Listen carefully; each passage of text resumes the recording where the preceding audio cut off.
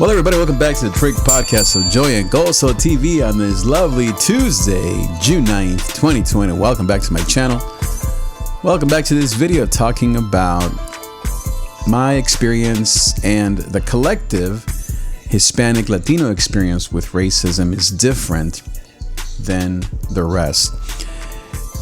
Now, what I want to do in this podcast is to describe my own story and experiences with racism, as well as what I've noticed among the Latino community, the Hispanic community, and the stories that I have heard for 30 plus years of how they experience racism here in the U.S. I'm also not in any way minimizing, maximizing, or even separating the Latino experience in the U.S. from the African American experience, Jewish, Asian, white experience. If anything, I want to document what we as people of color have experienced, what I personally have experienced, and to document the experience of those that I have served with.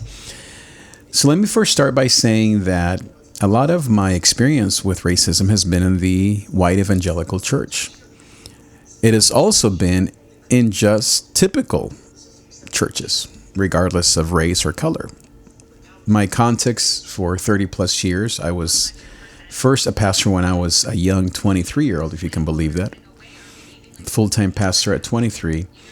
So it's been 30 years or so, not quite, but almost 30 years of experiences that for many reasons remain unspoken of, buried, etc.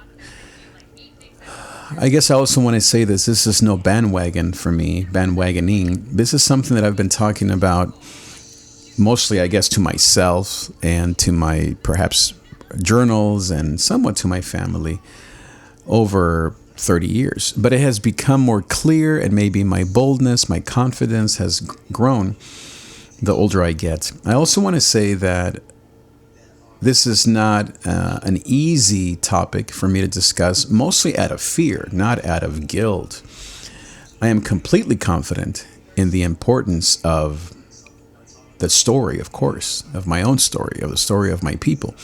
But because it's almost like the black man who's afraid to being stopped by a cop, there's a trauma there because I have lived under this reality for 30 years, really 40 years since I was a young boy here in the U.S. I moved to Long Beach when I was 8 years old, so 40 plus years. There is a fear associated with talking about things because you worry, whether real or not, or traumatic or not, trauma or not, that someone, the white man in this case, is going to come and get you.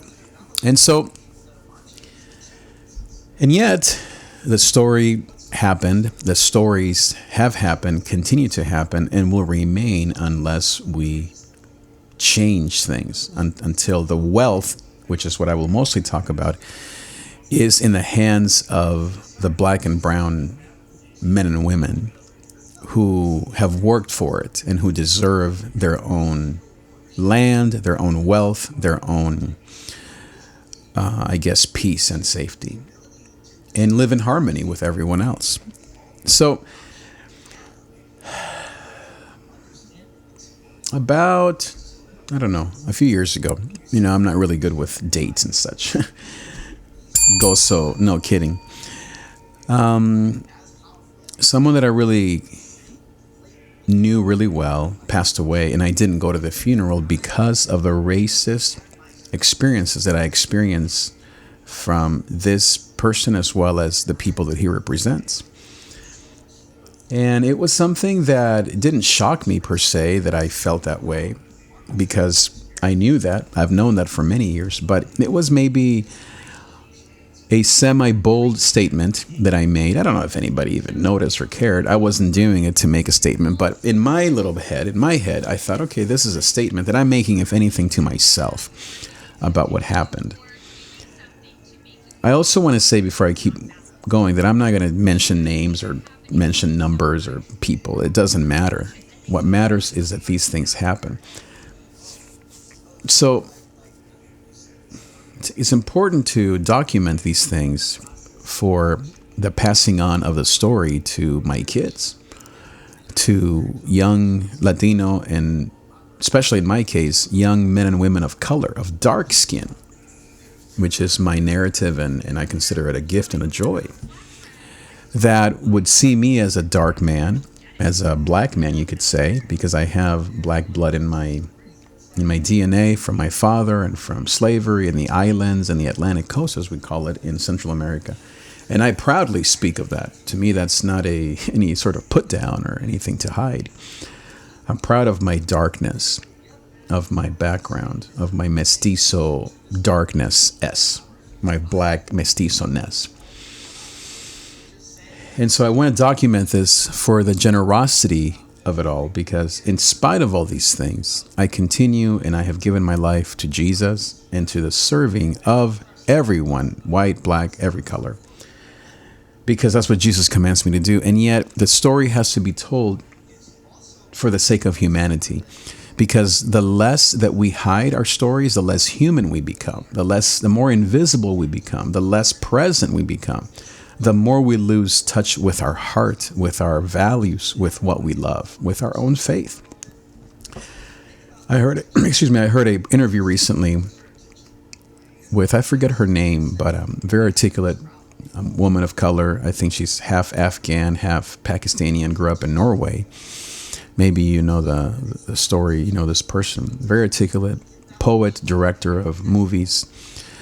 And she was talking about that the reason why, I guess she went in and interviewed someone, and I think it was someone that she interviewed who said to her that the reason we talk about culture and race is because we then can gain back our own humanity. That we can gain back our own humanity.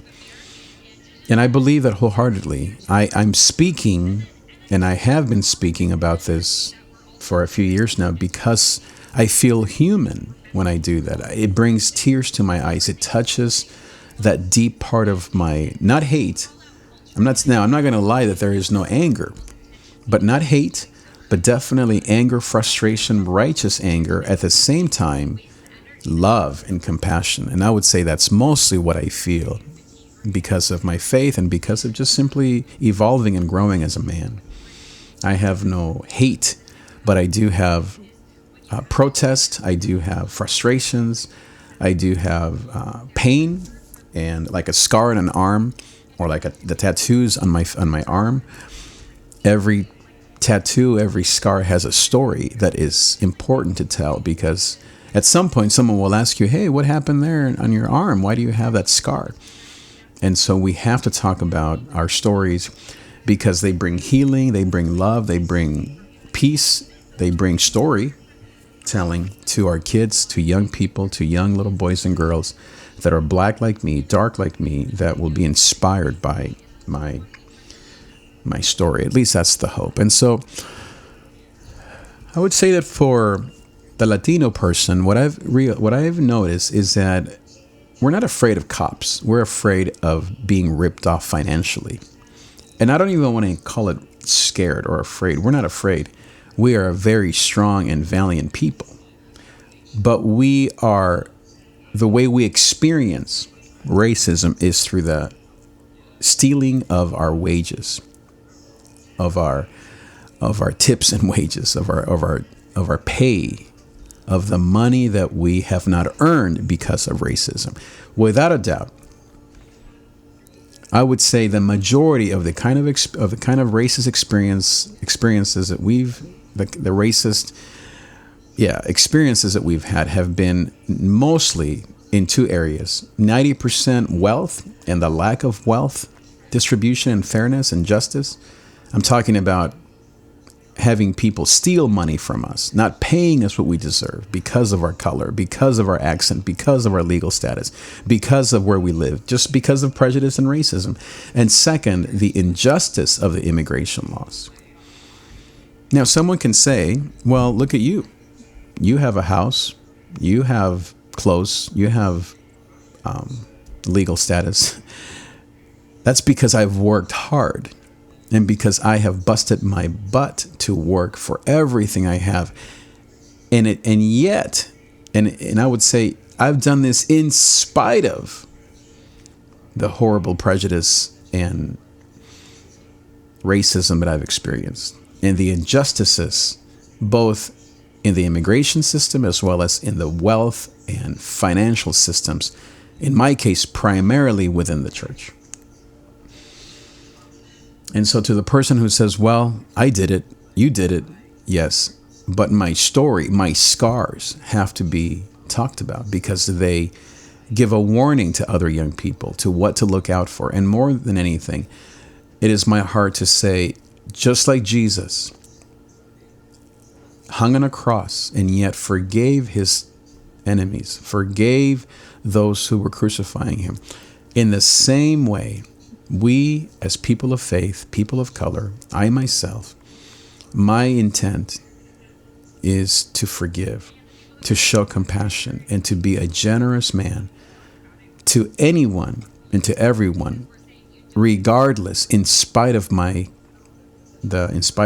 let's say the thorns on my head, metaphorically speaking, not comparing myself to the Savior. I'm not here to forgive sin. My point is just the pain, the human experience, that in spite of that, we as a Latino culture, we are some of the most generous people that you will ever meet. Now, speaking of generosity, I've been talking to a friend about generosity, and this is something that really to me is so generative and very, it just touches my heart. We're talking about a podcast that we're working on about the generosity of the Latino culture, especially when it comes to helping families back home through, I think they're called remittances. Is that what they're called? Let me see here. Yeah, remittances. That's right. I know that word. I just was a little confused there. But, you know, la vida generosa, the generous life of the Latino family is so beautiful, especially those who live here in the U.S. and we send money back to our families, because without those funds, our families back home could not survive. I think I read a statistic. I think it was during his presidency 4 years ago. I was reading a lot about this because a lot of his rhetoric was against immigrants, both legal and undocumented. And so I think that the statistic I read, I could be wrong, is that 30% of, I think, Central American economy comes from remittances. Now, remittance, I didn't know what this was either. It's when, let's say for me, and this is true of me and many families like me, let's say you make $1,000 a month. You give $200 to your church and you give $200 to your family back home. We're talking about your parents, your kids, your sisters, your abuelitas, your abuelitos, your parents, your tios. And we're no NBA players, okay? We're not talking about us being millionaires and helping our mom to buy a first house. We're talking about survival. This is true of me. This is true of thousands and millions of Latinos who live in the U.S., who by the grace of God and our hard work, in spite of the racism, the prejudice, and yes, the opportunities given to us here in this blessed U.S. of A. that we love with our whole heart, we continue to be generous people no matter what. And that's really a beautiful story that, and this is not just Latino culture, by the way. This is African culture. This is island culture. This is Asian culture. This is white culture. This is something that it means to be human. We are generous people because we have the image of God. But speaking of, again, the economics and the racism of among the Latino culture, this is part of the joy and the compassion and the generosity of brown and black people, people of color. And let me just say once again that I'm here to represent all colors, but specifically the black experience, the dark, maybe, skin experience, no matter who you are. It could be a Filipino, Vietnamese person, Cambodian people whose skin is very much like mine, dark, and therefore they are looked down upon by lighter skinned Asians and the rest. Now, the reason why remittances are important is because of the economics. So my grandmother cleaned homes for her whole life, 3 homes, taking 3 buses at 50, 60, 70 years of age to put me through school, my cousins, my nieces, my uncles, you name it, her own brothers and sisters in a 1-bedroom apartment in the, quote, bad part of town in Long Beach, California. My beautiful abuelita. That's what I learned from her sacrifice. And yet, My mom was telling me a story that she went to help actually it wasn't my grandma, to help a friend of my mom's to clean homes. Same thing, just to kind of help and make a living here. And this lady that my mom was helping, no, the owner of the house, came around my mom. Nothing weird happened. This is more just racial stuff. And he ran his finger across a table, and there was some dust on there. And he put his finger right up to my mom's eyes, kind of like cross-eyed kind of thing. You know how like that happens? And said, "You better clean this." And then my mom, infuriated. If you don't know my mom, she is a righteous woman of God. She went to the lady she was working and she said, "First of all, this is not my job. This is your job. And second, please tell that man to never, ever treat me like that again."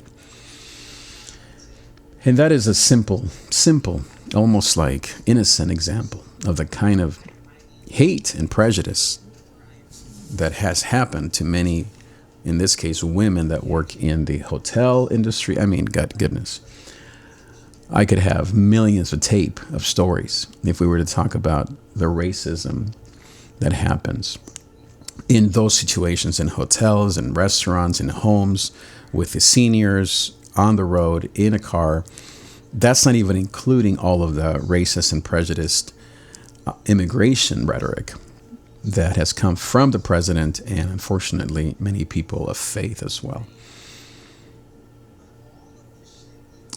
Personally, yeah, it's been mostly a financial prejudice that I had to work twice or 10 times as hard to deserve what this other guy is getting paid, even though I had the same education and my influence upon that particular church was 10 times the influence of anyone else of the same age and different and the same education levels, the same experience, you name it. And yet, because I didn't speak up about it, mostly out of fear, and finally when I did, I was yelled at down the hall by the person in charge saying, "You better work harder if you want to make more money around here."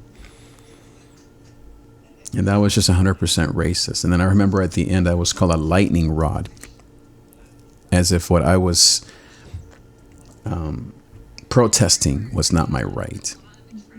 And this is typical. This is why unions and people protest outside of hotels when, again, people of color, when the hotels want to pay the employees less to do the same work or to do more work. I mean, this is just common. But again, the Latino experience with racism, it revolves primarily around money and wealth and the injustice of wealth distribution. Another example is you have maybe a secretary who, because of her accent or because maybe she wasn't a part of the culture for the last 50 years, she gets paid half what the previous person got paid, who did the same work. And yet this new secretary, because as immigrants, we are used to having to work 10 times as much, we produce that particular organization twice the results, 3 times the results financially, and yet we are paid less unless someone, hopefully of color, hopefully in power, hopefully with a voice, will speak up on that secretary's behalf and say, "This is unfair. We need to pay her twice what she is getting paid right now." Same goes for anyone in power, anyone secretary or anyone assistant manager at a store, or at a restaurant, or at a church. Again, in my context, mostly this has been in churches. "Oh, but come on, Trig. I mean, you seem to be okay, and your wife this and your wife that." It's because we work for it. We have worked for it. We have earned our keep. You as a white person are not giving me anything for free. If anything, again, as people of color, we have been trained and we have been almost forced, or I don't know what the word is. We have been socialized to work 10 times as hard as anyone else because of the concern of being fired. And that firing then means that our kids have no food, our children have no clothes. Now we have to take 4 buses, not 3. Now we have to go and endure racism from another person. And therefore we remain in this job where there is injustice and where there is prejudice because of fear of not being able to feed our children. Because now that this particular setup is gone, now what am I going to do with that 5-year-old or that 8-year-old, and who's going to take care of them now that my schedule is totally upside down? Because now I have to work from 5 a.m. till 5 p.m., not from 8 a.m. to 5 p.m. And so now who's going to take care of my kids? And my mom, who was doing it, she's now sick, or she needs help now, or she tore up her knee, or she has diabetes, or she has high blood pressure. My point is, we don't have the safety net. We have conditioned. That's not the word I was looking for. We have been conditioned to stay silent and to stay down, not under the boot or the knee of a police officer in Minnesota, but under the boot that's cutting off our financial oxygen to our brain. Hear me on this. The boot that is on our neck is the boot of the injustice of the boss, of the slave master, putting a boot of financial injustice, cutting off the oxygen on our neck to our brain, which is our families, our children, and our homes. That is the great injustice of the Latino, of the woman who works at the hotel, at the restaurant, or the man who works construction or who drives a truck. In my case, of the brown man in a white church for 30 years who is the only pastor of color and therefore experiences unspoken amount of prejudice, racism. Forget the comments and the looks. I'm talking about financial losses and a lack of a seat at the table of power because of color, not because of performance. In fact, again, I repeat myself, our performance is usually twice, 5 times, and tenfold that of our fellow colleagues. Now, the injustices haven't stopped us from being generous people, from loving the very people that hurt us. Because as people of faith, here's a couple of reasons why. One is because of our Catholic background. No matter what, let's say in the liberal community or evangelical community in the U.S., people think of Catholics, we grew up with a Catholic tradition in most of Mexico, Central and South America, coming from, the Crusades and the Latin and the European Spanish Inquisitions and all the rest. And so even though that was colonialism and patriarchy and all the horrible things, it left us something amazing, which was faith in Jesus Christ. And because of that, we are people who love, have learned to love. Second, because of, I would say because of our music and because of just our personality. We as people, Latino people, we love music. And so we have found ways to process our pain through music and dance. That's why Latinos, we love Latin music and we love parties and we love to be together. I think a third thing that has helped us is family. There is such a love that we have received, sacrificial love from our grandmas, abuelitas, and abuelitos, from our moms and dads, that we can't help but love other people, even if they've pained us. And maybe lastly, it's because of our immigrant story. Any immigrant, no matter who you are, whether you're from Germany or from Mexico, you have learned how to be generous because we know that we are strangers in this land. And so our hearts go out to give back. We're not the type who want to steal and destroy and just take, even though that's how we're often painted, whether it's the looting that we see on TV or whether it's, quote, you're stealing from the white man because you're not paying taxes and you're taking milk for your kids and you have all these, what do they call these carrier children who come here to be citizens, and this attitude or this belief that we're here to steal. It's so not true. Latinos by nature, and again, most people of color, we are here as thankful people because we know we're in a foreign land that, if you want to really be honest, used to belong to Latin America, right, and to Mexico and to Native Americans or indigenous people. And so you're talking about, in spite of all that, I mean, just think of your friends that are Latinos. We're some of the most generous, family-oriented, kind, loving people, accepting of all colors. We don't have prejudice against the white, the black, the other Hispanics, the Asians. Now, we have many imperfections, including some prejudice. I'm not going to say it's 100% true.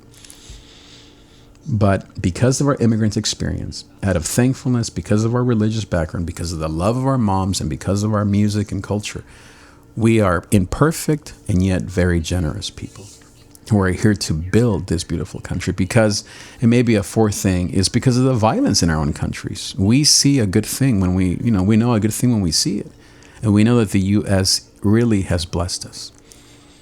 And that's why we are shocked why it doesn't love us back. Why does it hate us so much when we have done nothing but love this place, to work and to kick our butts to make this place the country that it is, the best place on earth? Because we know the violence back home. I come from war. I've told you my story. At 50, how could I not give my kids and anyone at my church, on the street, my neighbors, everything? And yet, how many times have I not been kicked in the mouth? Someone looking at me as if, why are you here in this whiter neighborhood? Why are you here in this whiter school, in this white church? Who put you here? And how long are you going to be here? When can we ship you back out? I literally had someone, the last 5 years, a white man in power, tell me, why and when are we going to ship you out of here?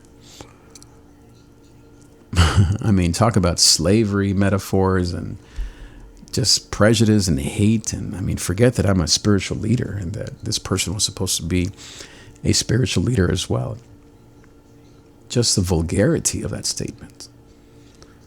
And that's normal, and yet we continue as people of color to give but we have to also resist. As we say in the Latino culture, we have to be mansos, not mensos. We have to be kind, not stupid. And I feel that because of fear of being thrown onto the street and being, quote, shipped out back home, many Latinos, men and women, we remain silent, but our silence is only hurting our own humanity. Because if you are just here to hug me or to thank me for the taco that you liked or for that I cleaned your home, that is nothing to us. That is you just being an employer. That's me working in a factory for Amazon or in a factory in China. It's the least that you could do is to be human and to pay me what I deserve, which doesn't happen here in the U.S. What really we all want as humans is true acceptance, and as I preached on Sunday, to be a friend, not a slave. And in that context, or the word phileo, or in the Aramaic, the word friend means that we are joined at the hip, that we were born from the same mother, in the same womb. That's what Jesus commands us to do. When he says love one another, and he calls us now friends, not slaves, it means that it's a love that goes deeper than words. It's a love that gives power to the man of color, that gives power and wealth to the woman that's an indigenous woman, or to an Asian, or to a Black or Latino woman. That's what true love is. Anything else is not love. Anything else is just words or convenience, or as long as I have the power, I'll give you the leftovers. That's not love. Especially as people of faith, which that's our standard. It's Jesus, his own words. You can read that in John 15, by the way.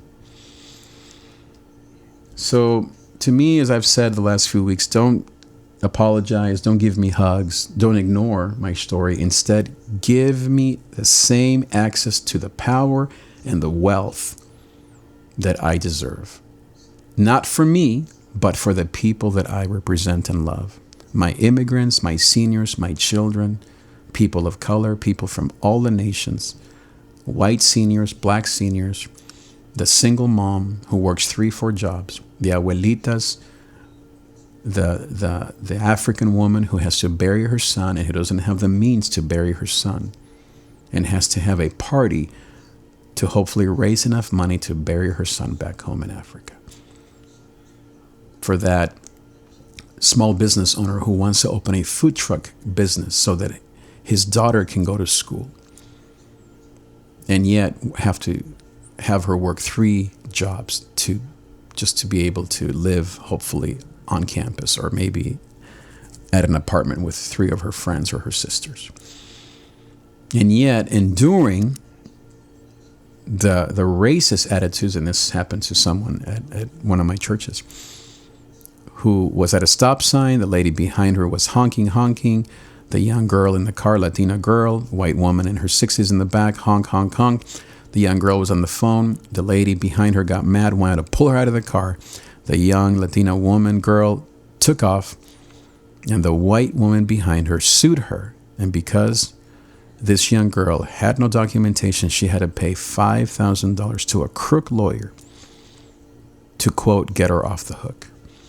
Because someone behind her pulled her hair and wanted to drag her out of the car. And this girl that was panicking and afraid for her life, as well as knowing her legal status, took off, and yet things got even worse. Imagine if this lady had even gotten a scratch on her arm. This young girl would be in jail as we speak. And yet, because of her friends and family coming around her, they paid for her attorney, they paid for her legal fees, they supported her even though she lost time from work, they helped her to get mental health aid because of the trauma that this cost this young girl. And she was able to get back on her feet.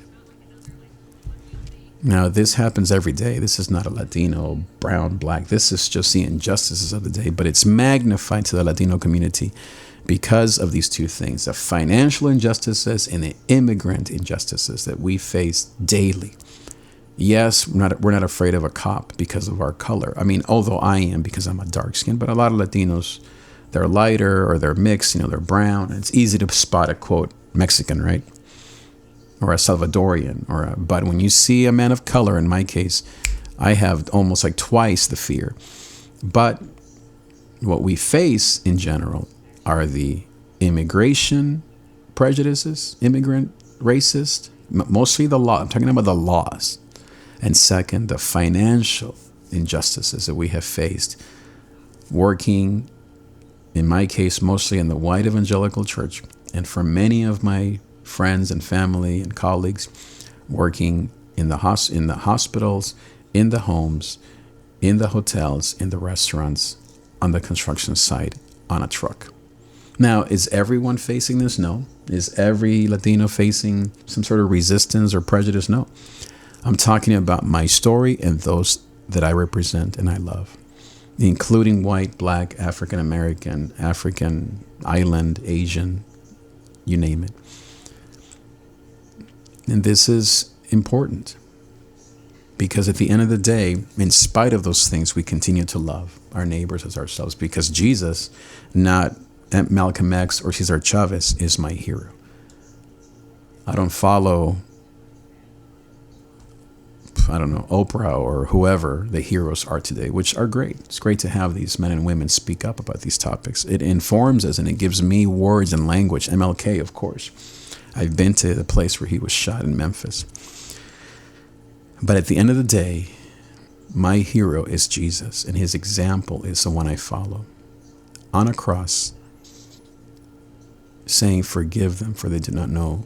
And yet, his followers documented his story. And he rose, and 50 days after that, on Pentecost Sunday, Peter went and spoke prophetically to power. And where did he start? The man you killed. And that's what we're talking about here. The man you killed, the hopes you killed, the dreams you killed, the money you stole, the immigrant laws that you turned against us. We have to start with the pain so that we can move to promise. We can move to peace. What do I want? I said it already. I want financial and I want political peace and freedom and rights. Not for me, but for the people that I love and represent. And then second, I want an immigrant system that is fair to people of color. And then maybe at the end of the day, what I want is what we all want, and that's love. We want to lock arms, as MLK said, with my brothers and sisters across the aisle of color and race and experience, and realize that behind our color, there is a common experience of love, of pain, of suffering. I love my German brothers. My wife is from Irish and Dutch descent. I love who she is and her family, and she loves me, but we love each other with eyes wide open of who we are in our experiences and our loves. And it, as I said at the beginning, it humanizes who she is. It humanizes me, not just as a pastor or as a nice guy, but as a black, dark man in the U.S., in the church, mostly in the white church. And yet I am thankful because of Jesus. I stand against prejudice. I stand against racism. I stand against unfair immigrant laws and labor laws and financial laws that harm the immigrant and that harm the people of color. But I am for Jesus, and I am for unity and for love. That is my prayer, is love. That is my commandment from Jesus, is love one another. Not as a slave loves a master. That's not love. That's business. But as a slave loves a friend, meaning his equal. And that's what Jesus calls us. And that's how we will be known. That's our testimony to the world. And the white church has a long way to go.